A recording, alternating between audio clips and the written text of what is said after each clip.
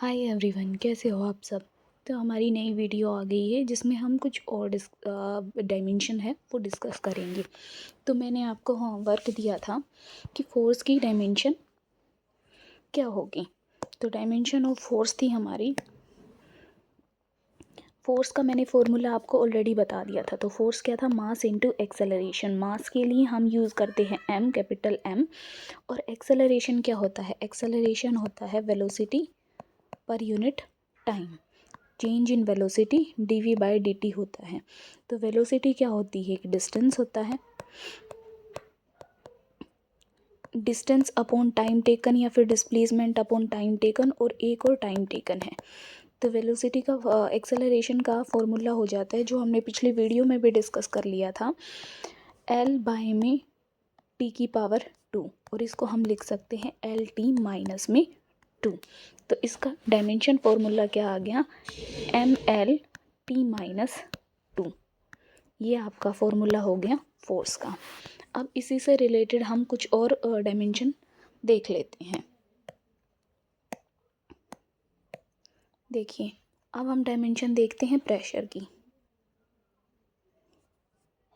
Pressure क्या होता है, प्रेशर होता है force per unit area.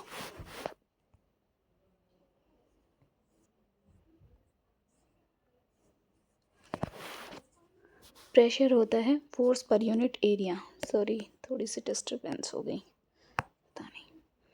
Pressure is force per unit area. Force की अभी अभी आपने डायमेंशन निकाली है। तो एरिया क्या होता है, एरिया देखो लेंथ होती है मीटर में। एरिया क्या होता है, एरिया होता है मीटर की पावर 2। वॉल्यूम क्या होती है, मीटर की पावर 3। मीन्स वॉल्यूम का मतलब है 3 डायमेंशनल चीज़, एरिया का मतलब है 2 डायमेंशनल, एक्स और वाई एक्सिस। वॉल्यूम का मतलब है एक्स, वाई और जेड एक्सिस। तो एरिया कहीं भी देखोगे आप कि भाई कितना मीटर स्क्वायर है, कितना सेंटीमीटर स्क्वायर है, ठीक है। तो एरिया होता है मीटर की पावर 2। तो हमने फोर्स की तो डायमेंशन देख ही ली, फोर्स की डायमेंशन देख ली है। तो अब हम प्रेशर की डायमेंशन देख लेते हैं।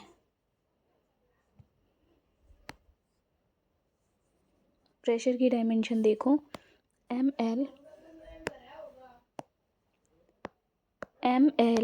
टी माइनस 2 डिवाइडेड बाय में एरिया की power 2। Area means length, length की पावर 2। तो क्या डायमेंशन आ जाएगी, एम एल टी माइनस 2। अब देखो यहाँ पे एल की पावर 2 है, ऊपर जाएगी तो एल की पावर माइनस में 2 हो जाएगी। तो डायमेंशन क्या आ गई, एम एल, यहाँ पे 1 है, यहाँ पे 2 है, तो यहाँ कितना बच जाएगा, माइनस का 1, और टी माइनस में 2। ये आपकी डायमेंशन हो गई प्रेशर की। नाउ अनदर डायमेंशंस चेक करते हैं।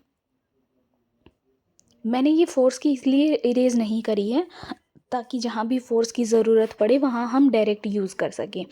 अब देखो मोमेंटम क्या होता है, मोमेंटम होता है मास इनटू में वेलोसिटी।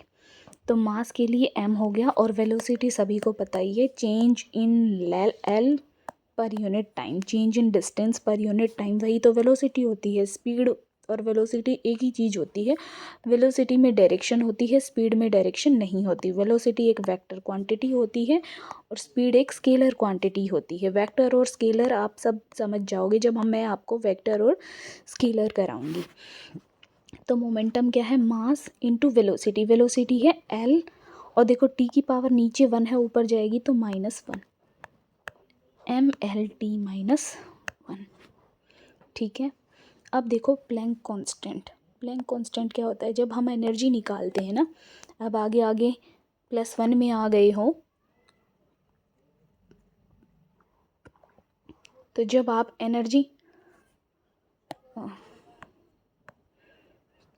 एनर्जी निकालोगे तो एनर्जी का एक फॉर्मूला और होता है, N is equal to E is equal to NH mu, ठीक है। तो एनर्जी जो होती है वो NH म्यू भी होती है। आपने अभी तक एनर्जी पढ़ी है हाफ mv², जिसकी आपने पिछली वीडियो में डायमेंशन निकाली थी, और आपने एनर्जी पढ़ी है mgh। अब आप एनर्जी पढ़ोगे E = mc²। क्वांटम में एनर्जी होती है E = h कट की, जो कि हायर क्लासेस में होती है। तो एनर्जी जो है NH म्यू एक फॉर्म ऑफ एनर्जी होती है, जो कि आप अपने आगे पढ़ोगे या फिर किसी वीडियो के थ्रू मैं आपको बता दूंगी कि एनर्जी जो होती है NH म्यू होती है। म्यू क्या होती है? फ्रीक्वेंसी होती है। अब आपको म्यू भी नहीं पता होगा, देखो मैं सिर्फ आपको डायमेंशन निकालना सिखा रही हूँ अभी। फिर हम फ्रीक्वेंसी के बारे में भी पढ़ेंगे, एम्पलीट्यूड के बारे में भी पढ़ेंगे, वेव्स एंड ऑसिलेशन जो आपका चैप्टर आएगा उसमें हम। तो फ्रीक्वेंसी क्या होती है? जब हमारी वेव जो होती है वो ओसिलेट करती है पर सेकंड के अंदर। कितना पर सेकंड के अंदर ओसिलेट कर पाती है? तो 1 सेकंड के अंदर। तो पर सेकंड क्या हो जाती है? इसकी यूनिट हो जाती है। एनर्जी का डायमेंशन आप सभी को पता है, नहीं पता है तो भी हम निकाल लेते हैं एनर्जी का डायमेंशन। तो H क्या होएगा? H किसके इक्वल हो जाएगा? E बाय में N म्यू। मैंने N इसलिए लिख दिया कि कुछ बच्चे कहेंगे N कहाँ गया। N होता है नंबर, और नंबर होता है हमारा dimension less. Number is dimension less, ठीक है। तो H जो है, देखो जब आप केमिस्ट्री पढ़ोगे 11th क्लास की, तो उसमें H कट टर्म भी आती है। H कट H ही होता है, H/2 जो है ये होता है H कट, प्लैंक्स कांस्टेंट।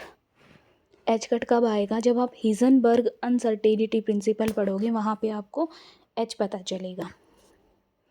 तो बस अभी इतना याद रखो, H होता है प्लैंक कांस्टेंट। इसकी वैल्यू जो है हम याद रखते हैं लोअर क्लासेस में 6.623 × 10⁻³ जूल सेकेंड। अभी देखो ये क्या है? पर सेकेंड है, एनर्जी बाय में फ्रीक्वेंसी। अब मैंने आपको बताया फ्रीक्वेंसी है पर सेकेंड, तो देखो एनर्जी बाय में 1 बाय में सेकेंड। तो ये क्या हो जाएगी? एनर्जी की यूनिट क्या होती है? जूल। और एक बाय में 1 बाय में, तो ये कहाँ चली जाएगी? मल्टीप्लाई में। तो जूल सेकेंड जो है प्लैंक कांस्टेंट की यूनिट हो जाएगी। समझ गए? एनर्जी जो होती है हमारी E = 1 बाय फ्रीक्वेंसी होती है। E बाय में म्यू म्यू होती है 1/2, E बाय में 1/2, J × सेकेंड, तो जूल पर सेकेंड जो है E इंटू में सेकेंड, ठीक है। E इंटू में म्यू, ये हो गई हमारी एनर्जी जूल पर सेकेंड। H की वैल्यू बताई है, तभी जूल सेकेंड आपको एक्सप्लेन करा है, इसकी यूनिट एक्सप्लेन करी है। अब डायमेंशन देखते हैं। एनर्जी की डायमेंशन आप सभी ने निकाली थी, कितनी निकली थी? नहीं याद है तो बता दे हैं फिर से। एनर्जी थी आपकी हाफ mv², है ना, क्योंकि सारी एनर्जी चाहे कोई भी हो, सबकी डायमेंशन सेम रहेगी। चाहे वो आपकी प्लैंक्स एनर्जी हो, चाहे आपकी E = mc² हो, चाहे वो आपका E = हाफ mv² हो, चाहे E = mgh हो, सारी एनर्जी रहती है इक्विवेलेंट। तो किसी से भी आप एनर्जी की डायमेंशन निकाल सकते हो।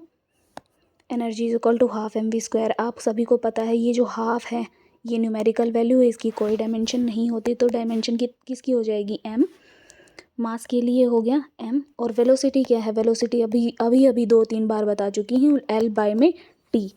तो L बाय में t का होल स्क्वायर।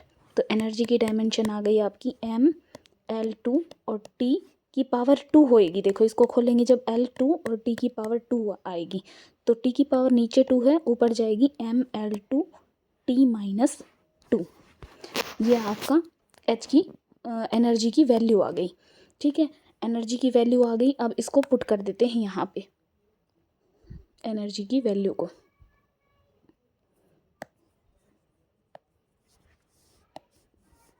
एनर्जी जो थी वो आपकी थी, सॉरी H जो था आपका वो था E बाय में म्यू, और ये म्यू क्या है?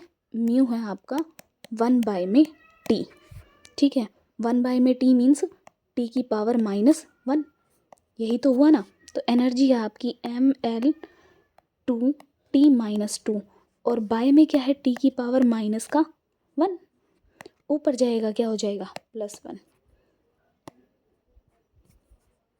ये देखिए mL2 t-2 और ऊपर गया है तो प्लस का 1, कितना बच जाएगा ml2t-1।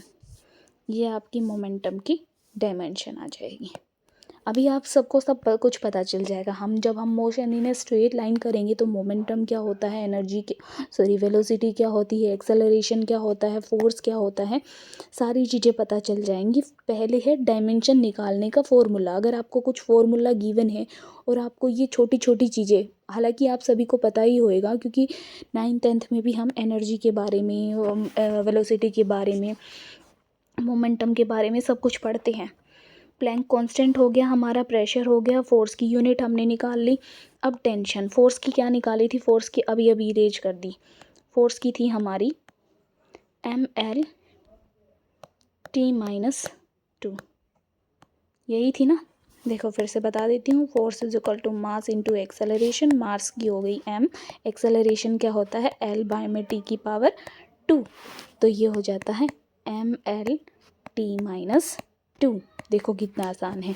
तो ये हमें करते करते भी याद हो जाएगा ml_t-2। तो फोर्स पर यूनिट लेंथ होती है आपकी सरफेस टेंशन। सरफेस टेंशन क्या होती है, आपने कोई लिक्विड देखा होगा, जैसे पानी हो गया। पानी अपने आप को क्या करता है, ये पानी हो गया, ये पानी की सरफेस होगी। इस पे जो सरफेस है ये कितना फोर्स लगाएगी, इसी को बोलते हैं सरफेस टेंशन। टेंशन का मतलब ही फोर्स होता है, ठीक है। और पर यूनिट इस लेंथ पे लगेगा तो ये आ जाएगी आपकी सरफेस टेंशन, ठीक है। पर यूनिट लेंथ पे सरफेस टेंशन हो जाएगी। सरफेस पे लगने वाला फोर्स क्या होता है, सरफेस टेंशन होती है, और ये पर यूनिट लेंथ पे होता है, इसलिए फोर्स पर यूनिट लेंथ हो जाती है, ठीक है। अभी सरफेस टेंशन की हम डायमेंशन निकालते हैं। फोर्स की हम सबको पता है, फोर्स हो गया हमारे पास ml_t-2, और बाय में पर यूनिट लेंथ है तो L हो जाएगा ml_t-2।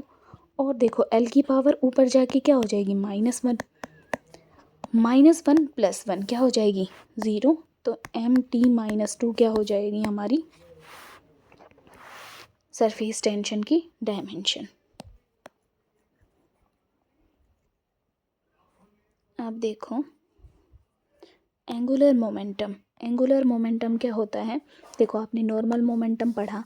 नॉर्मल मोमेंटम है कि जब हमारा कोई लीनियरली ऑब्जेक्ट आ रही है, मान लो एक बॉल आई, ये यहाँ पे क्रिकेटर खड़ा है, ठीक है, जिसने बॉल को कैच करना है।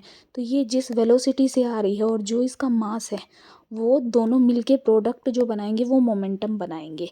ये लीनियर मोशन हो रहा है, एक लाइन में मोशन हो रहा है। अगर मान लो आपने एक पत्थर को इस राउंड उस रोप से बांध दिया और ये ऐसे ऐसे गोल गोल घूम रहा है, तो इसका कुछ मास है और इसकी कुछ वेलोसिटी है, और ये कितने डिस्टेंस पे है, r डिस्टेंस पे है। तो ये क्या बनेगा, इसके एंगल में देखो ये 360 डिग्री का एंगल बना रहा है ना, ये बनता है angular momentum. Momentum normal momentum समझे, नॉर्मल मोमेंटम मीन्स लाइन में आ रहा है, एंगुलर मोमेंटम मीन्स कोई एंगल बना रहा है। क्लियर है, बिल्कुल क्लियर भाषा में कहें तो। इसमें डिस्टेंस और ऐड हो जाता है, जैसे जो लीनियर मोमेंटम था उसकी डायमेंशन हमने निकाली थी। अब देखो मास के लिए m हो गया, वेलोसिटी आपको अब याद ही होगी।